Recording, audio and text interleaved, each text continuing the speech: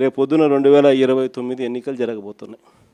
ఇంకా మీ అందరికీ కూడా ఇంకొక శుభవార్త ఏమిటి అని అంటే రాష్ట్రంలో సీట్లు కూడా పెరుగుతున్నాయి. 175 కాస్త 263 స్థానాలకు ఏకంగా 50% పెంచి 263 స్థానాలకు పోతున్నాం. పార్లమెంటు స్థానాలు కూడా 25 నుంచి ఏకంగా 38 స్థానాలకు పార్లమెంటు స్థానాలు కూడా పెరుగుతూ ఉన్నాయి.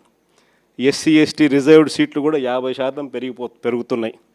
మహిళలకు 33% పూర్తిగా ఒక చట్టం ప్రకారం ఒక హక్కుగా ఈరోజు మహిళలకు 88 అసెంబ్లీలో 88 సీట్లు, పార్లమెంట్లో 13 సీట్లు ఈరోజు మహిళలకే ఈరోజు అందుబాటులోకి వచ్చే కార్యక్రమం జరుగుతూ ఉంది.